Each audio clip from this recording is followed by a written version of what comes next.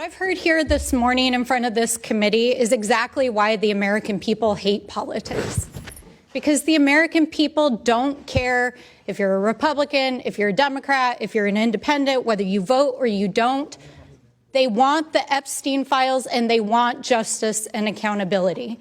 And they don't give a damn whether or not it's Democrats or Republicans or who is implicated. They want accountability. And that is what the survivors are asking us for.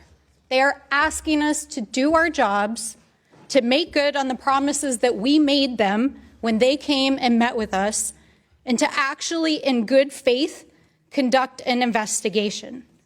Now, I always think it's important to pull back the curtain for the American people about what happens in these committees. And I was not shocked and surprised, but I think it's important to note that when I stepped out of the committee a few moments ago, the press were huddled on the Republican side of this committee room to take statements from the Republicans.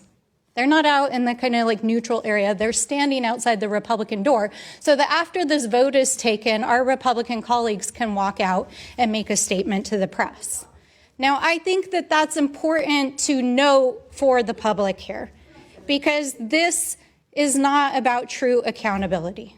Because if this was actually about getting to the bottom of this case and actually holding individuals accountable for the crimes that were committed by Jeffrey Epstein, by Ghislaine Maxwell, by the associates, and the many, many people who are implicated in this case, what would be happening right now in this committee is that Pam Bondi and DOJ officials would be sitting right there on the witness panel answering questions under oath, because they are breaking the law. They are not complying with our subpoena. They are not complying with the Epstein Transparency Act. And on the day, the final deadline, that they were supposed to release their final explanation about why they may have redacted some files, and in fact they have, as has been stated many times, only released less than 1% of the files, Donald Trump used the United States military to invade a foreign country and steal their oil. And while we're sitting here and our colleagues are trying to create a spectacle for the media, every single newspaper in the United States and the world's headline is about how Donald Trump right now is in Europe embarrassing the United States, how he is threatening our NATO allies to invade Greenland, humiliating the United States. And I have to say, I was home over the weekend for Dr. Martin Luther King Jr. celebrations to honor the life and legacy of Dr. King. And the question that I got over and over again from my constituents is, what is in those files that is so bad that President Trump is invading Venezuela, threatening our NATO allies, and sending thousands of armed paramilitary troops onto our streets to create violence and chaos in American cities? That is what the American people are actually asking us.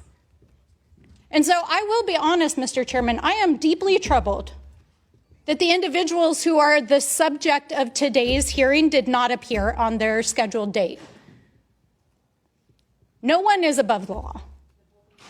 But I do know, based on the correspondence, that they have been corresponding with you regularly to try to resolve this issue. But I don't believe that's what this hearing is actually about.